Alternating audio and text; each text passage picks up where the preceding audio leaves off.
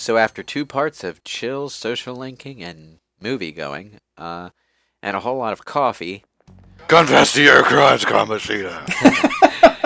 we have finally reached the deadline. And you know things are getting serious because the music on the walk to school is so tense. This is the most tensely orchestrated, languid walk I've ever seen. Well, either Kamoshida's changed his heart, or he's dead, or we're getting expelled. So, It's either going to be a swell day or a terrible one. Yeah. I'm pretty sure this hallway street is just on loop, by the way. Oh, like old Hanna-Barbera cartoons. On the opposite side of the street, you will see Fred and Barney walking on the other way.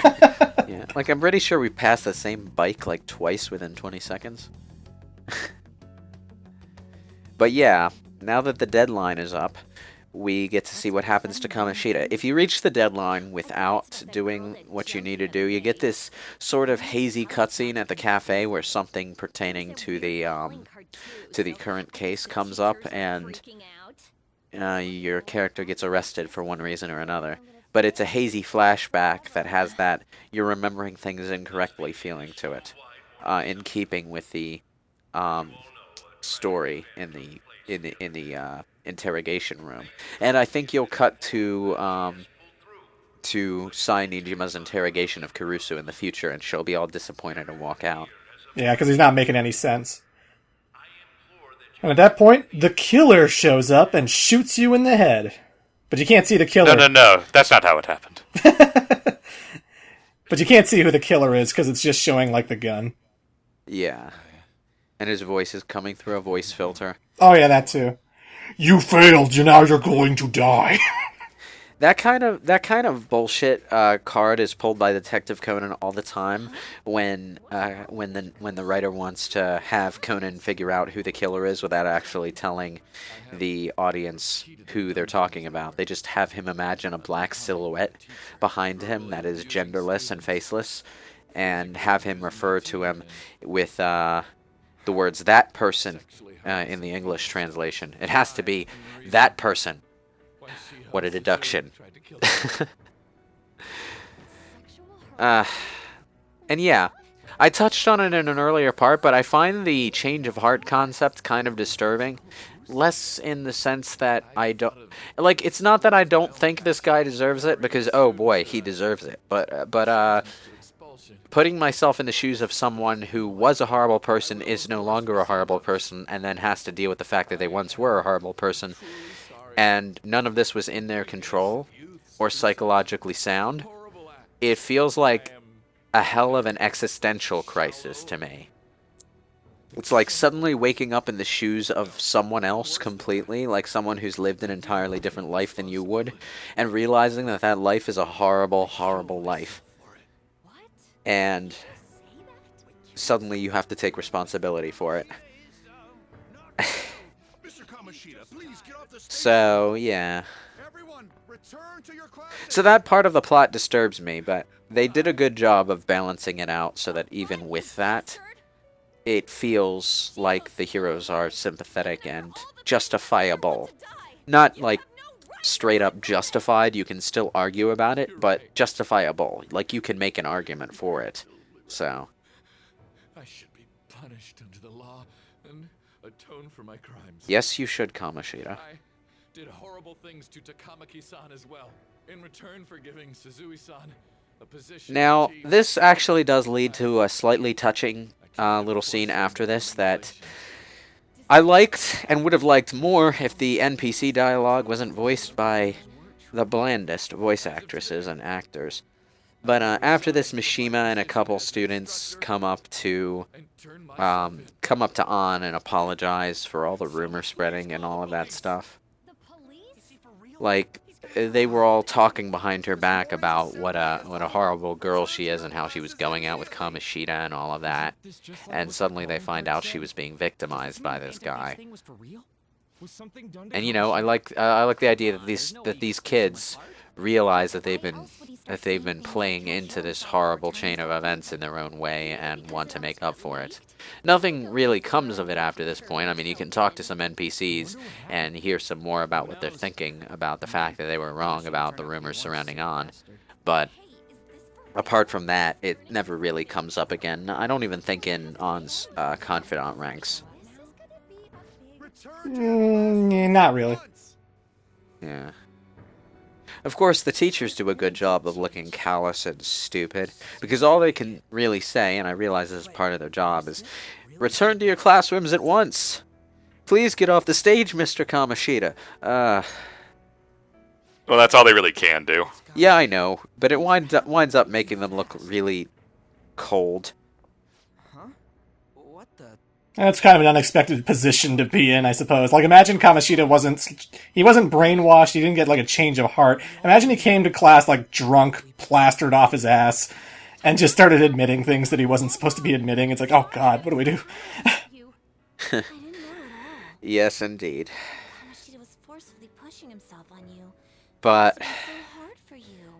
there's going to be some fairly cynical reactions to this whole situation over the next The same goes for me too. Besides, 56 minutes. all in the past. 57 minutes. I mean, at first it seems like the Phantom Thieves here can celebrate because they did a job well done, and they gave people courage and all of that. But as you get further and further along, you start to realize that a lot of the people, a lot of the adults specifically in society, are regarding this whole situation with a really callous view of things. We made Kamoshida apologize about Shiho. And That's more than enough. that comes to a head when we get to the buffet table. But for now, let's relax, wind down, and talk about our ill-gotten gains. We're not expelled! Yay! I mean, Kamoshida's confessed his crimes, but what are we going to do about this solid gold medal? This was an A+ job. Does this mean that they won't have a mental shutdown even if they're And yeah, this is also the point where Morgana realizes that in order to change someone's heart without causing a mental shutdown, you need to persuade the shadow without killing it, and send it back to its true self. This is an important point for later on, so keep that in mind too.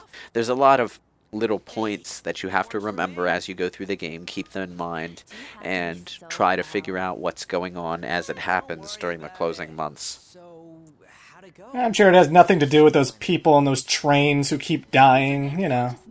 Or you could just look up the very simple answer from a guide that gets you the good ending, but, well. It was only for a little bit, but I got to talk to her. I was able to tell her that Kamoshida admitted to what he did. Well, we made him admit to it, but... Conveniently, Shiho wakes up on the very day Kamoshida confesses. It's kind of like Nanako at the end of the end of Persona 4, where she just sort of gets well because you happen to have solved what's the delivery man's name again? Namatame. That sounds right. Namatame. Yeah. Yeah, you happen to solve the Namatame case correctly, and Nanako wakes up and is better. Because muffins, I suppose. It's gonna get lonely. Like, they never explain that, but if you get the bad ending, like, if the investigation team shoves Namatame into the television, then Nanako just never wakes up, I don't think. Or she's still bedridden by the time the game ends in April. Yeah, she just dies. Oh. Dark. Well, it's like, she lost her life, like the health monitor went off before that moment. That's why they were going to throw him in the TV, because she already died at that point. And she gets better if you don't throw him in the TV, but this still counts to, like, if you don't go for the truth, if you just, like, get him out of the TV, or prevent him from going in the TV, but don't pursue the case any further, Nanako will wake up and then she'll be fine. But you won't solve who actually did it. You won't get the final dungeons and stuff. But, yeah, if you decide to kill Namatame, she just stays dead. I'm trying to figure out what the causality of that is. Like, why did Nanako die in the bad ending and live in the others? It isn't necessarily limited Uh, to it's something anyone It just, can I'm not have seeing the to connection between the work two, on their desires. things. I don't know. The only thing I could think of is like maybe there's a connection between people dying in the TV world and the people in the real world being connected to it. So a life for a life. I don't know. Someone to find out what we did at his palace. Ugh. Yeah, about that, weird rumors about you guys are already going around. What kind of weird rumors? Like, you got together and threatened Kamoshida with something close to physical violence. Well, that's not an untrue rumor. People aren't going to easily believe that Phantom Thieves really exist. Calling Well, they better Kamoshida start. was a prank by someone who knew what Kamoshida was doing. I am the Phantom Thief. Whoosh. We're the ones who Now, did the it. thing about this story, and this is highlighted during the ending, is that it was actually very likely that the Phantom Thieves would have stopped being Phantom Thieves after this point. Like, they would have sold the medal, celebrated, and gone on their merry way. They weren't planning on continuing to change people's hearts the way they do. Yeah, what happens next is totally on their own accord. Like, they could have easily just been, okay, we're done. We don't need to go back in the metaverse. Hey, I borrowed 30,000 yen from you. Yeah, they could have just easily gone back to normal happy school life. Compounded interest? Interest my ass. I'm not saying that I'm taking all of it. I like how Ann and Ryuji are ultimately arguing over $5 that An lent that An lent Ryuji to use the train during a field trip in grade school. I'm laying low and keeping an eye on the situation. However, you dragged me into this.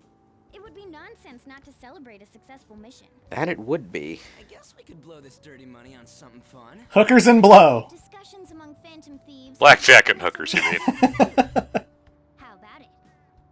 Hey, wait! I guess it's fine.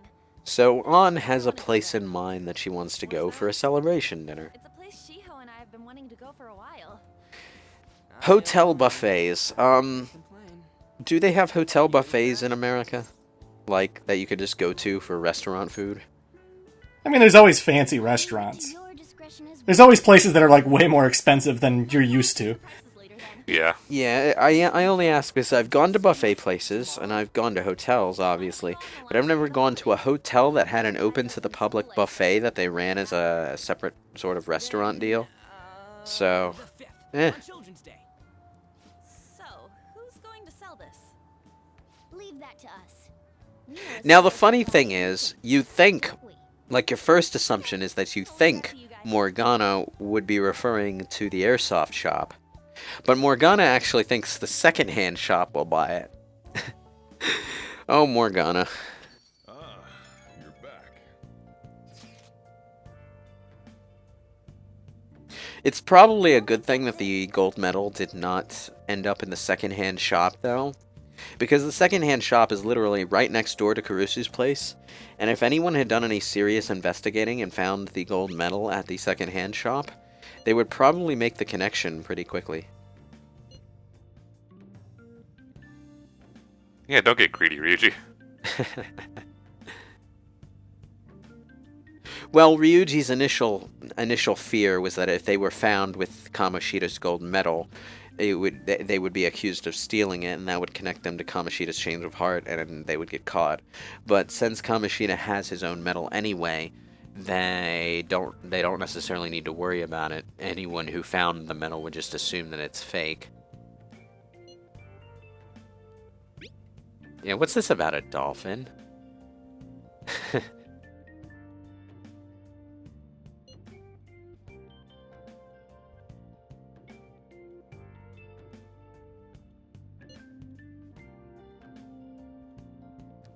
When I thought of the dolphin, I was wondering if it was like some old embarrassing anecdote, but no, it's just on asking about a souvenir that Ryuji bought for his mom. So it winds up being this really simple, relatable a bit of trivia about their past, rather than anything particularly entertaining, or amusing, rather. So it is entertaining, but it's a different kind of entertaining. Why are you saying that, Morgana? An literally just had that conversation with us. Jesus. Gotta drive the point home. Ugh. The voice actress of An is Erica Harlicker. On Twitter, she was asked, like, does she really like the Kurusu An relationship? And she mentioned that she's actually more of a fan of An Ryuji. She thinks that's a better pairing, and she would hope that would be canon. Well, I actually like An and Ryuji not so much as a pairing, but just as a pair of friends. You know, I like in fiction, people ship a lot. They pair everyone with everyone who has even a slight bit of chemistry, or even sometimes no chemistry at all when they're practically antimatter to each other. See any pairing involving Draco Malfoy in the Harry Potter fan base. But what I like is a good organic friendship in fiction. You know, just them having some sort of relatable, normal relationship with each other, platonically. That's well written and entertaining. Hey. Good luck with your curry making. Now, I thought about making coffee again, but I realized I didn't really need to, because Sojiro's probably going to rank up the next time I hang out with him anyway, and at that point, any extra points I gain would just be wasted. So I decided to make a couple more bits of curry, because those restore SP to the entire party and are more useful for the longer dungeons. Which in turn you can use to cast healing abilities, so Curry of Life!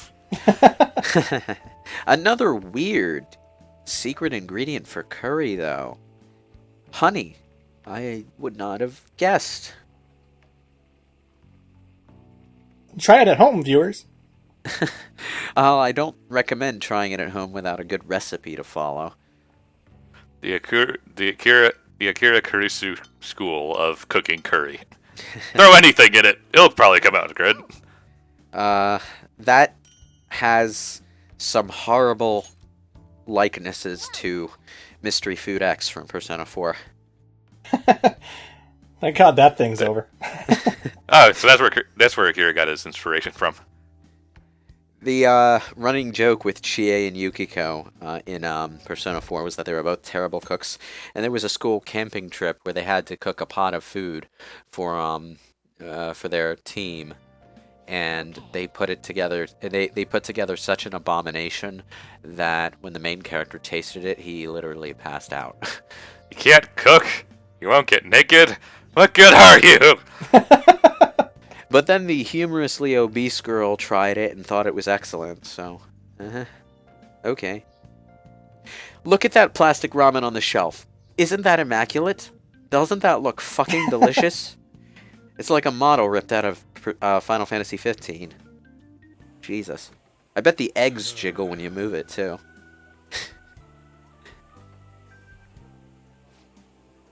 Anyway, yeah, in Personas 3 and 4, Golden Week was always traditionally a free day where you could go out freely and social link and stuff. Part of the post-plot mission cooldown, usually. But in Persona 5, whenever there's a big holiday that comes up, you're basically occupied with something. Every single time. Even fucking Christmas Eve doesn't let you relax. So, yeah. That's something to think about. I wonder if they did that intentionally to drive home that the Persona 5 crew is just in a more cynical place than the other party members. Because, you know, not being able to do what you want on holidays is a fairly relatable thing to less financially well-off people. People who have to work jobs on holidays because they need the money and the extra bit of pay is just too important to pass up. Or because they're working such a job that if they made themselves unavailable on that day, they would probably not get accepted or would get laid off. Yeah, the Japanese workforce is very time-focused more than anything, and I actually read a few things recently that they're trying to force legislation to cut it down because the population decrease is getting so bad. Because they want, so they want, all their overworked and tired workers to actually go out and have dates and stuff. The population increase or the population decrease? That's why I said decrease. Okay. Yeah, I read an article about that recently. You know, there's a lot of people who think they know what's going on, who blame dating games and porn and everything else. But It's mostly just the overabundance of stupid long working hours. yeah, it's an economical problem. It's not people getting too into their dating games and waifus. It's the situation that the country is in. People probably get too much into dating games as a result of that, because they don't have time to go out and get a girlfriend. I mean, That and buying one video game for hours of entertainment is much cheaper than going on multiple dates. that is true. That is very true. Mostly speaking as a, person in Japan who would have very little free time and as a result of how expensive housing is, very little money. Mm-hmm.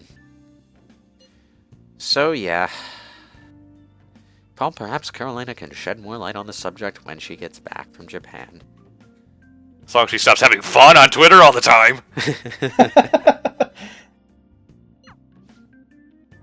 Quit rubbing it in their faces, Caro. We know, it's great. Anyway, back to Persona. So anyway, even if the chief wants your help, make sure you turn him down, okay? This almost doesn't happen. It almost doesn't work because Sojiro gets pretty pushy about it. But we're going to have a visitor today.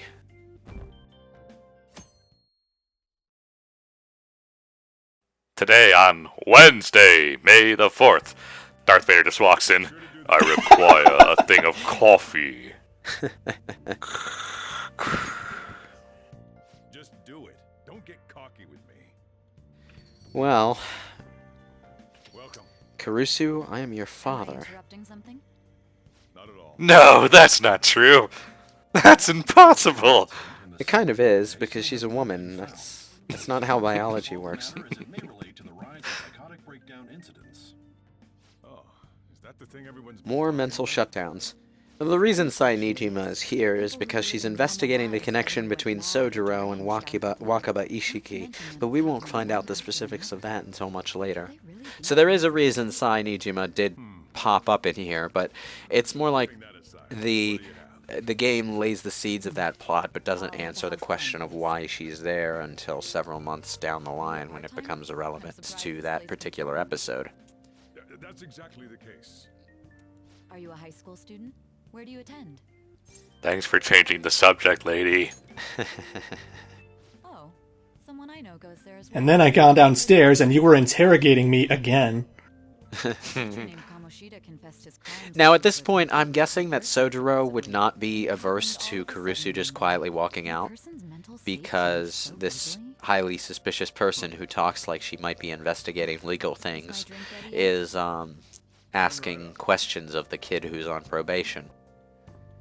So Kurusu slides out of frame and Exit, stage right. Sliding out of your DMs, like. Anyway, today is important for two particular reasons. Not only are we selling the medal, but we're also setting the stage for the Hanged Man confidant with Iwai over at the airsoft shop. It's also Star Wars Day. Yes. Time to binge all 7 movies before the 8th one comes out. Yes, yes. May the 4th be with you and all of that. Akechi can buy a lightsaber from the airsoft shop, right? I'm sure he has one. Akechi's weapon, his melee weapon, is a toy beam sword, yeah. So he His- must have one. His weapons are amazing. He uses toy laser pistols and laser swords. I'm almost surprised the main character didn't have that idea, considering we're gonna tell him about how guns work for real in the metaverse. And it's like, oh, I brought a model gun, and what happened if I brought in, like, a model BFG or something? Well, Haru has a model grenade launcher. Yeah, but I want a model BFG in there. See if that works.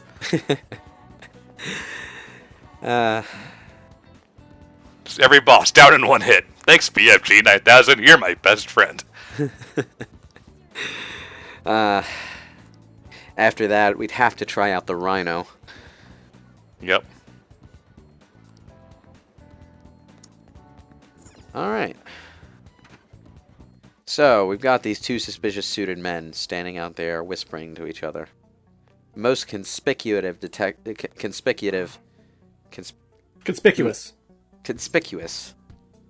detectives ever. Conspicuous. What was I thinking?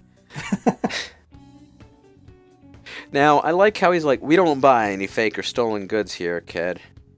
But then he looks at it, realizes it's actual gold, and he's like, wait. I'm an athlete, why? I'm just not going to ask how you got this. He does that irritating thing that some private shop owners or convention store owners do, where they look online and base their price on the first eBay price they can find. Yeah. And this leads to some annoying things, like this one shop I went to. I won't name names, but this one shop I went to bases all of their prices for all of the stuff that they sell on eBay prices.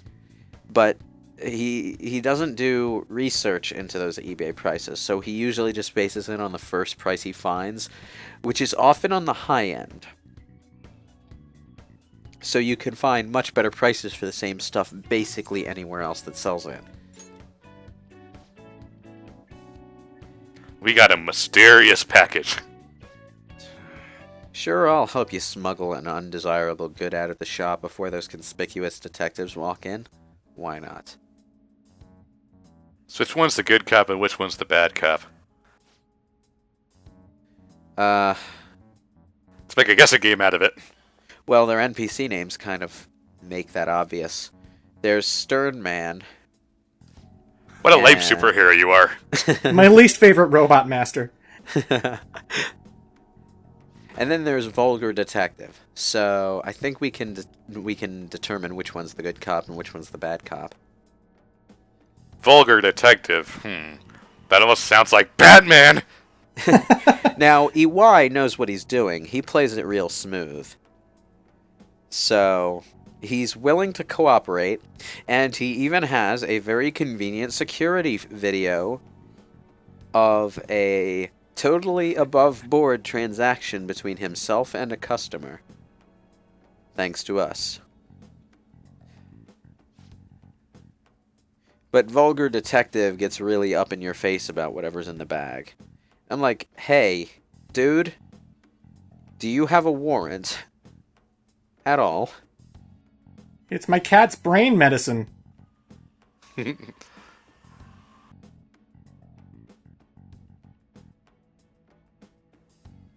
But yeah, Kurusu beats feet because he doesn't want to be here long enough for them to recognize him based on the security footage. So, Everyone's being a pain today. I'll tell you what, though, I want the Killzone outfit over there. What's in the box, man? What's in the box?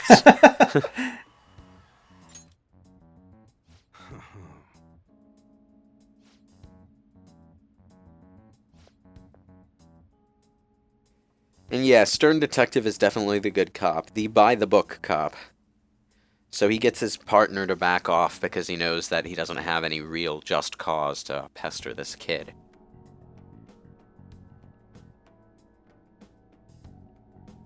It does give EY an opportunity for a pretty nice take that, but I probably shouldn't be rooting for EY in this situation because I know that he's doing something shady, but Everyone's doing something shady in this world.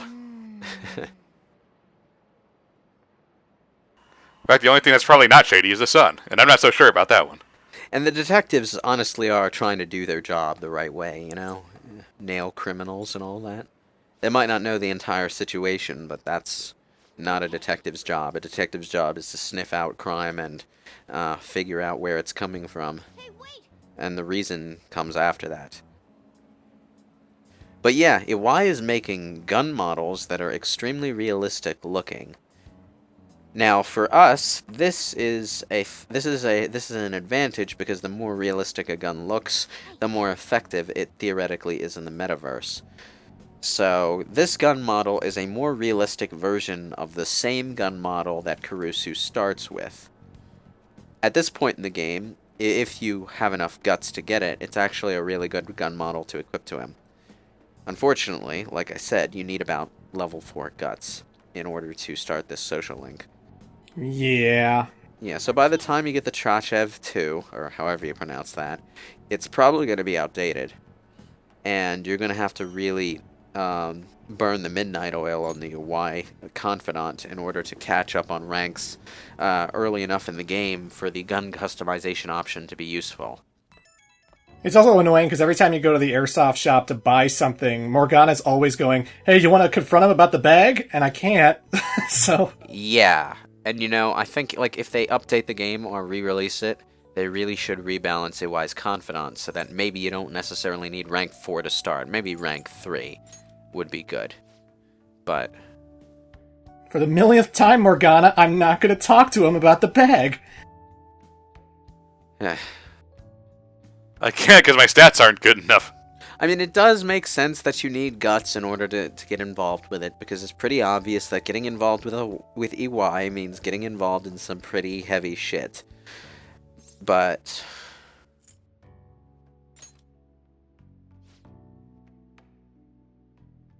well, it is what it is. We did it good. We did a good indeed. This irritates me. Morgana's gonna give us the "you're tired, go to sleep" spiel whenever we try to do something tonight. But the only like obligation that we have for tomorrow, as far as the calendar day goes, is the buffet. At noon. Why do you need to go to bed early and get up early for a buffet? That we're not even meeting at until noon, they just said. Yeah. So yeah, sleep the morning away. That's what I'd do. Oh, well. I mean, I just kind of wish I could use the nighttime slot for something. Blindly a decent meal. I don't know, man. Did you try that ramen shop?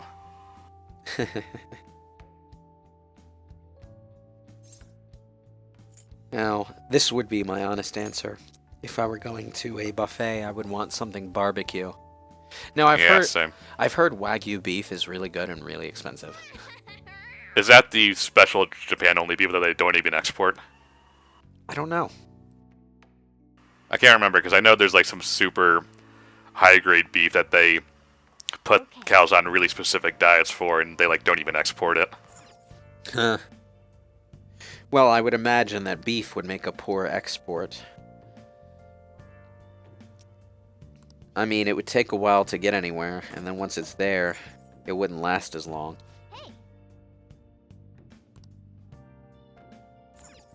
Why not, Morgan? Fuck you, cat. Whatever, I do what I want. I should write something.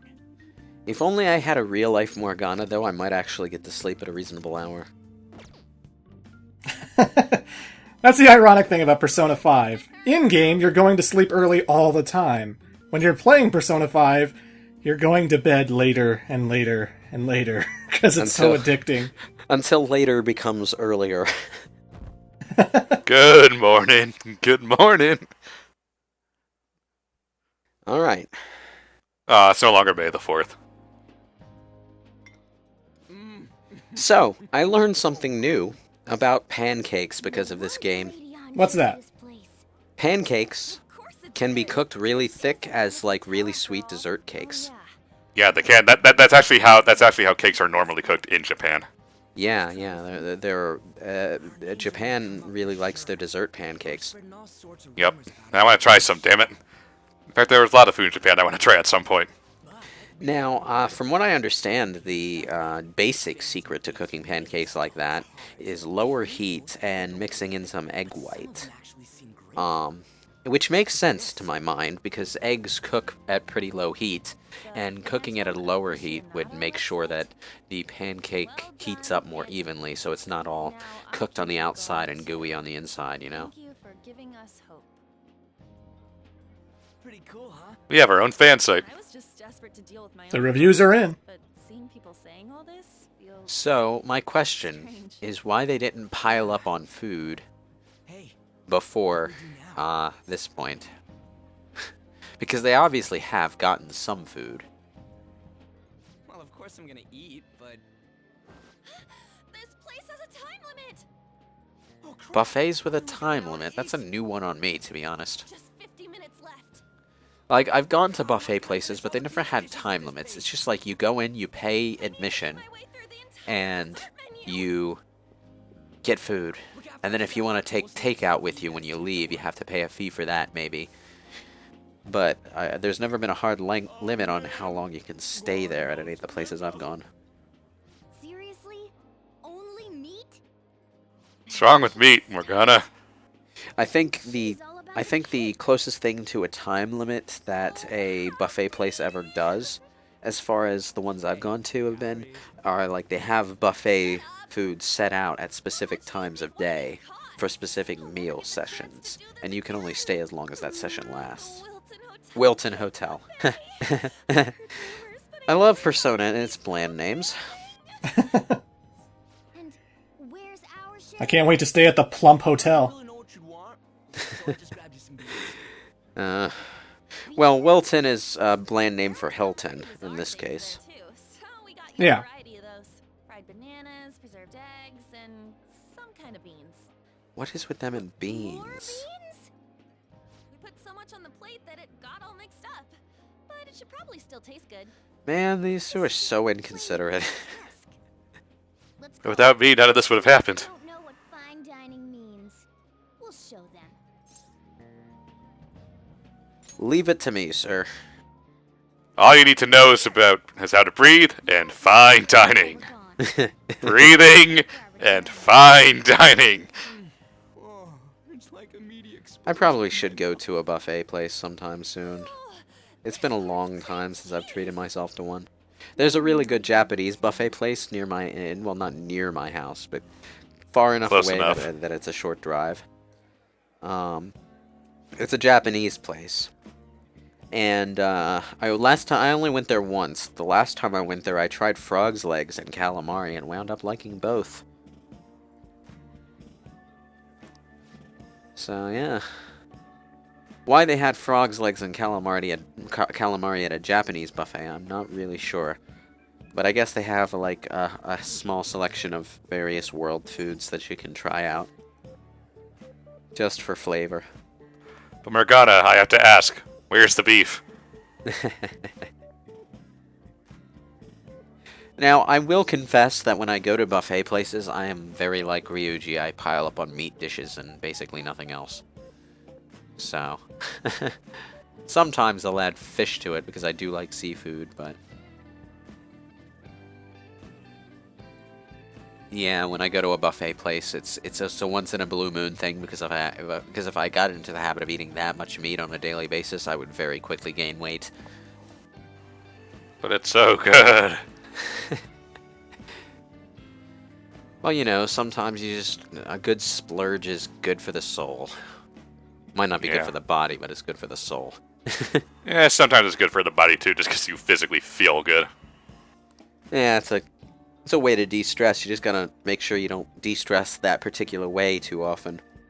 Yeah, not saying that. It's just one of those weird things where, you know, you hear about people who are so strict on their diets that they don't even treat themselves at all. It's like, sometimes you have to just to feel good. Oh yeah. And that's better than, even if it's just like one thing every once in a while just to feel good feels a lot better for your body than being super strict about a diet.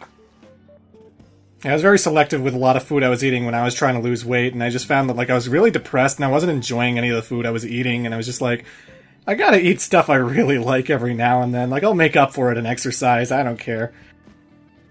Yeah. Now, fun thing, I think most of the people that you overhear in this buffet area reappear in Shido's dungeon during the game in their shadow forms as his confidants. Now I'm just imagining Kurusu chopping on food, signing up in between them, listening in.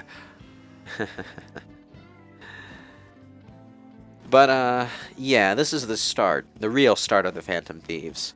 It's like they've solved the Kamoshida problem, and then they overhear all these people reacting to it. And all of it is just so ill-willed, cynical, just all around bad. And then they run into Shido, and he's even worse. And they realize there are a lot of horrible people in the world. That there are. Yeah, they kind of slide into their fuck adults mindset at this point. But, at this point, they decide to sort of just keep going with it so that the Phantom Thieves can become a symbol of hope for people who are being victimized. We will become the world symbol of peace and justice. Yeah. Another thing that I quite like about the situation is that because they intervened in the Kamoshida case and Kamoshida confessed, a lot of students at the school, including students who were being directly victimized in one way or another by Kamoshida, were willing to speak up publicly about what they went through. And the fact that the Phantom Thieves were able to give those specific people courage is another factor in their decision to keep going with it, because the more the Phantom Thieves do, the more they help people, they figure the more people will start talking about their problems and asking for help and all of that kind of thing. Like, there are people out there who care, so asking for help isn't such a hopeless thing. That's a large part of the reason why people who are being victimized by other people don't tell anyone about it, because they fall into this trap of believing, with enough good reason that, you know, they can't exactly talk their way out of it, that if they try to do something about it, or if they try to make it known to someone who can do something about it, they're not going to be believed, or that person will wind up not being able to do anything, or it'll just cause more trouble for everyone involved. So they keep their mouth shut and try to bottle it up, and it gets worse, or the person gets away with it. And that's the kind of thing that I see the Phantom Thieves as trying to solve in the long run. But things quickly spiral out of control, as we will soon see. I like how one of the adults in this room, their entire reasoning is literally, oh, well, Kamoshida should have just accepted his lot in life and quietly done his job as a teacher. What does that have to do with fucking anything? And of course, we have the TV station president. Clickbait people. Yeah, who's just talking about ratings, which is actually a very common trope in Japan, where, you know, they get onto television business people for just being really obsessed with their ratings. You see it in Death Note, you see it in the early Yu-Gi-Oh manga, you see it in a whole bunch of stuff.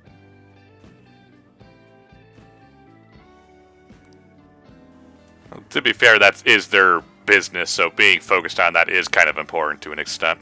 Yeah, but it's always, like, the trope as it's played in anime and manga is always like, these people are so obsessed with it that they discard all empathy in favor of just being as sensational as possible. Yep. Also known as the 24-hour news media cycle. Life is great! But only when we say so. Yeah, I just wish more people who are in those kind of business leader positions could find a proper balance between being a good business person and a good human being. It's too damn easy to fall into that mindset that says, I need to be ruthless or I will not succeed. Too many people in this world, they confuse ruthlessness with being affirmative. Brought a ton back. Damn, it's an all-you-can-eat buffet and we have time limit. Of course I'm bringing shit back. Just comes over with like 10 plates, juggling them. Using better ingredients makes stuff taste way better, and Morgana's just like, the hell do you know? The next thing I'll say, the archer class really is made of archers. Wait.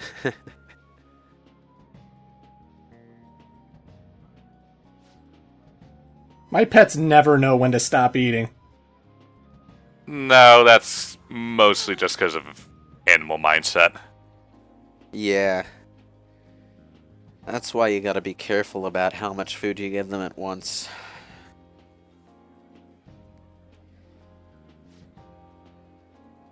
Okay. I mean, you still have that huge tray of pancakes and all those other desserts.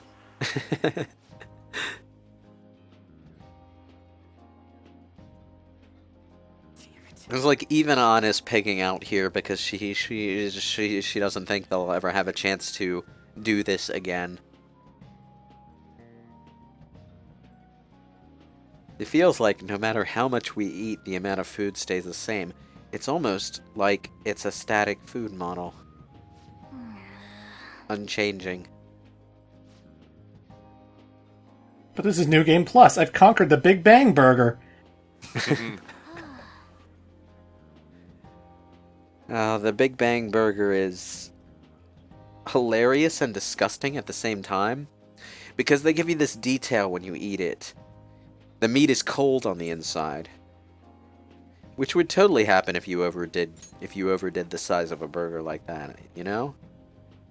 So it's probably extremely unhealthy on top of being fattening. More food. Why are you suggesting more food? The time limit's not over yet. Yeah, might as well take advantage of it. The time limit of my stomach is over. Ugh. And then the anchovies barge in. Eat, eat, eat, eat, eat, eat, eat. And yeah, Ryuji literally just upchucks the food he stuffed down his face. Wait. This is another tropey thing, but I can understand where it comes from. You know, the rich people who just look down on people who are middle class or lower and assume them to be ruffians or hoodlums. I understand where it comes from, but at the same time, if you got that much money, you've got enough money for a computer with Google on it. Learn some stuff about the world, god damn it. What do they care about the world? They're rich. Ugh.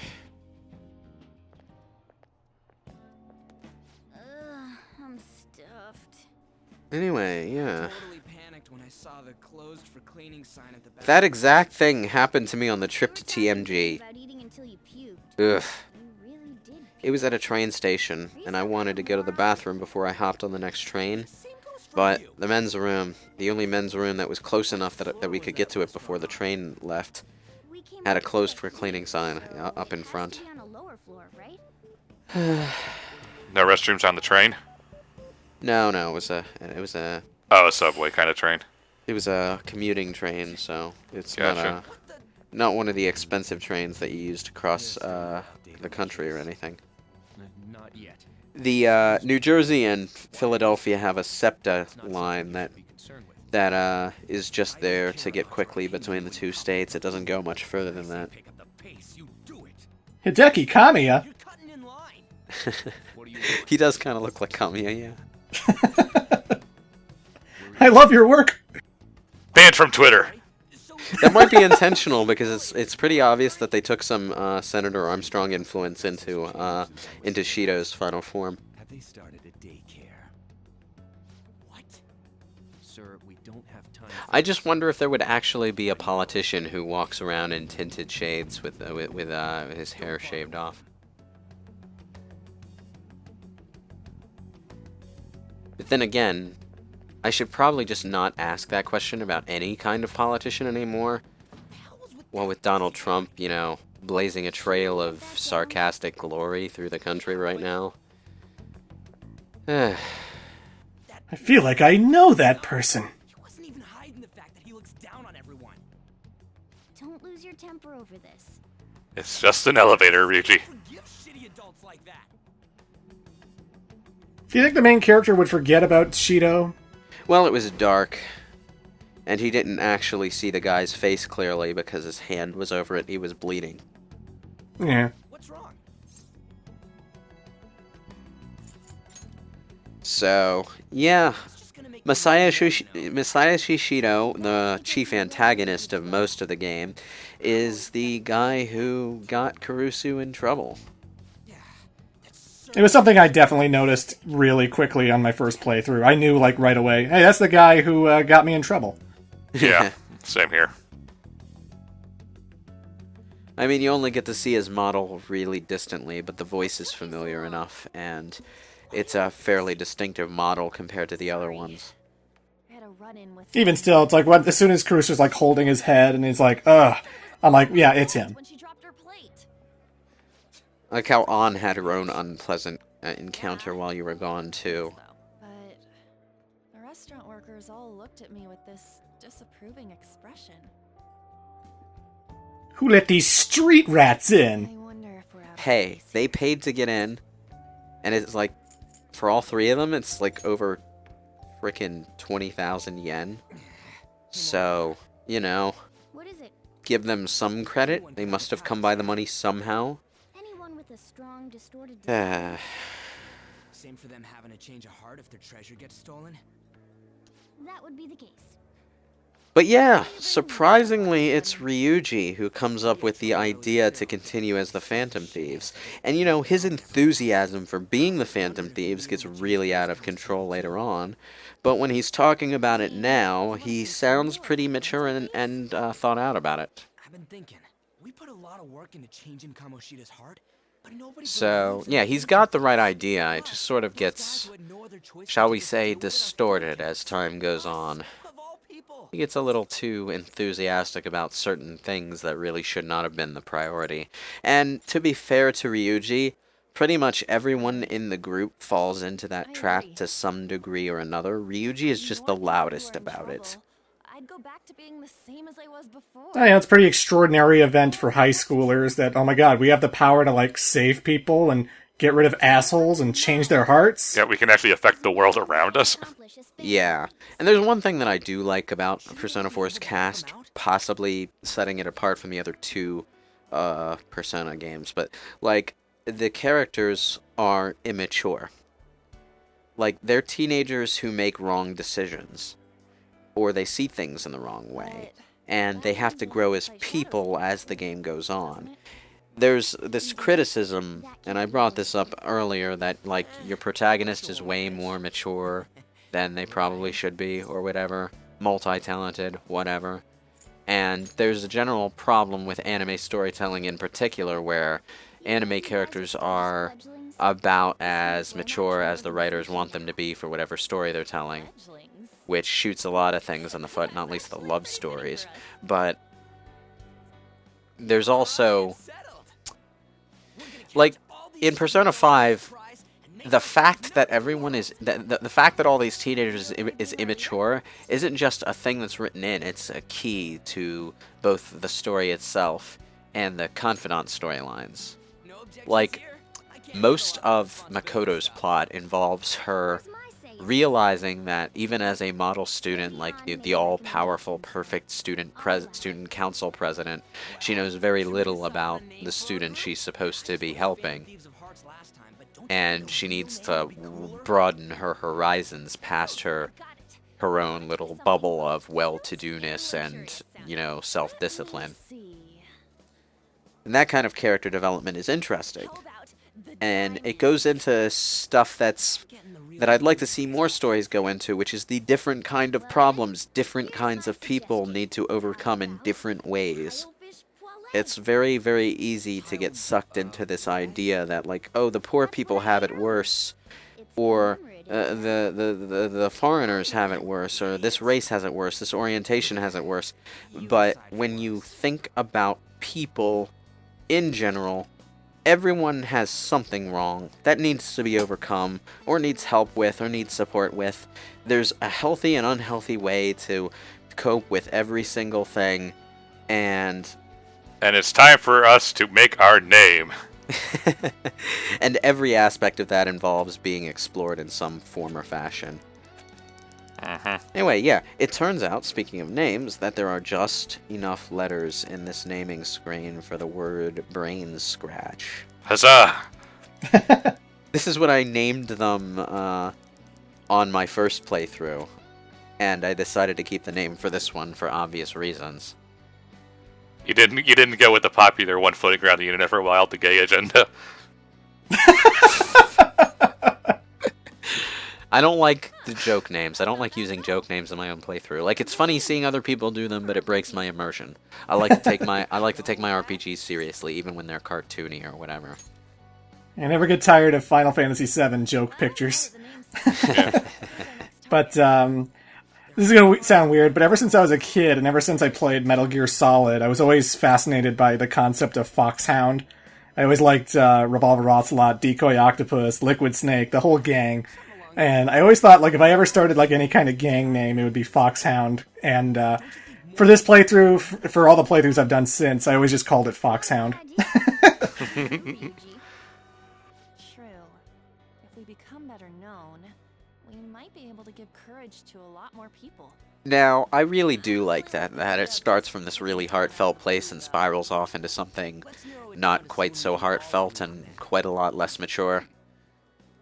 Because, you know, you can have all the best ideas in the world, but as you move forward, you might necessarily keep things in focus as the situation changes. Sometimes certain things take precedence over others, or you get swept up in one thing that you particularly like and lose sight of the other. Which is basically Mishima's story in a nutshell as well. I guess we'll just have to talk more tomorrow. It's actually a clever way to address the problem that these kids are taking the law into their own hands. Are they mature enough for that? Turns out they're not. They do some right things, a lot of wrong things, fall into some traps, and then they redeem themselves at the end and quit for good. Another world in which people's It's time for some vigilante justice. treasure to change hearts.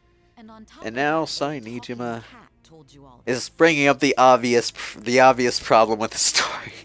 A talking cat? Really? Frankly speaking, that all sounds absurd. It's hard to believe that this is even worth listening to. Still, it can't be. It was the considered dog with the shifty eyes, I tell ya. Kamoshida's confession. The same It goes was the for one-armed man. the officers who arrested you. But so be it. At any rate, you mentioned something more important. More important than the talking cat? Besides this talking cat thing that appeared in your I love she's still going on, despite the fact he's mentioned a talking cat.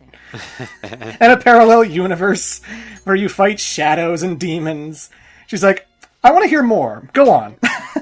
Let's continue. I'm intrigued. There are many more events that I must inquire on. Lies and false accounts. Then again, I guess all the stuff she's seen up to this point, she's willing to believe anything.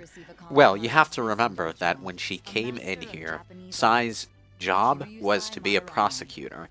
She's willing to put up with any kind of bullshit story if she can get names out of you. That is her initial goal. She comes to believe the rest of it as she goes. But you get the bad ending, and she stops believing you if you give her the names at the end. So, yeah. Once, like, if you tell her the story, but then clam up whenever she asks something that might be incriminating towards someone else, and she'll walk out with just enough doubt that she's willing to go along with the plan. We're no rat. Yeah, and through that, she finds out that it definitely is true. She gets exposed to the stuff that's really blows the case wide open and makes it obvious to her that your story was the legitimate truth.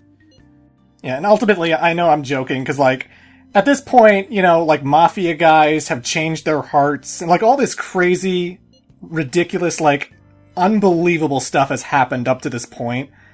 So, if the kid's talking about, like, parallel universes and talking cats, okay, I buy it.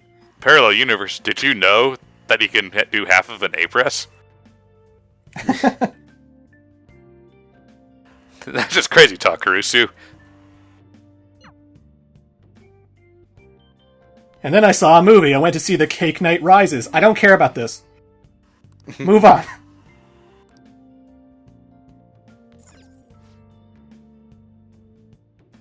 Alright, we get an update on Kamoshida's case from the news. Oh dear. That's not good. They got nothing. I ain't talking. You can't make me talk.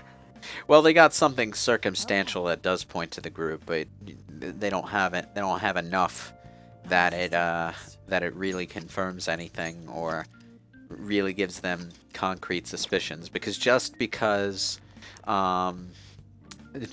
they did have an altercation with Kamoshida a few days prior to the calling card appearing, it doesn't necessarily mean the calling card was from them.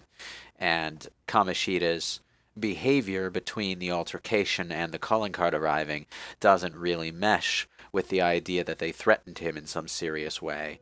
Like, he wasn't worried, so he gave no actual indication of being worried.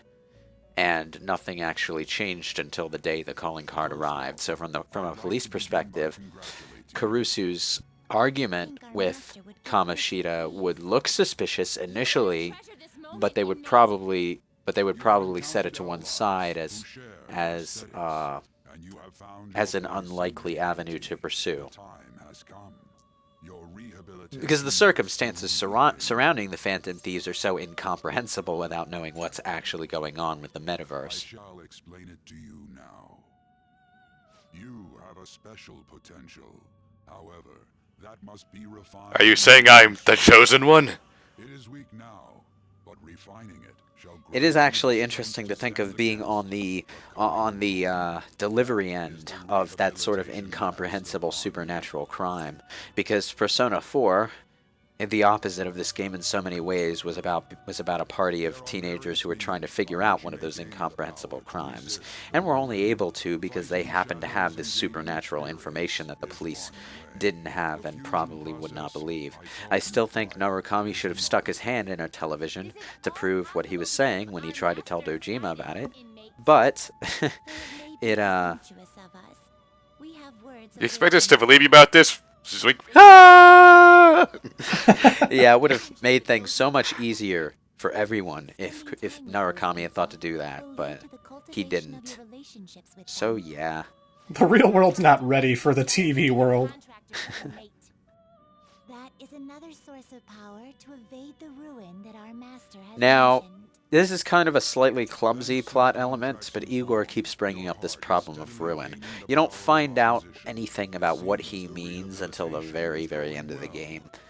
And unlike the other plot points, which are hints or seeds of information that you use to figure out something later, or they're developing things that become more fleshed out throughout the story, the concept of ruin just sort of is something you're reminded about. It's not Nyarlathotep. It's something that pops in and then pops out periodically through Igor. So what, yeah. Igor? Are you just incapable of leaving that chair or something? It's an element that could have been handled better, I will say. Anyway, we have the power stock ability from Igor. And that means that we can actually carry 8 persona slots now. I do not know if Igor has a social link gift. If he did, I didn't find it. But We've ranked up enough, Protagonist Kun. Here, I have a special gift for you. Hope you like it. Oh, and it's the box of like an extra slot that he shoves into the persona user. So now he can carry like 9. It's like I added more space inside of you. How? Yeah. But this is kind of the point where Persona 5 makes you feel more limited than Persona 4 and 3 did, because the protagonists of 3 and 4 would gain the ability to carry more personas as they leveled up. So not only would they be able to carry those inventory expansions into New Game Plus, you could also get them without waiting for storyline milestones to happen. And that made certain parts of the early game a little bit easier, like shuffling your personas around to make sure social links could rank up quickly and all that. So I'm not really all that happy with that change to the formula.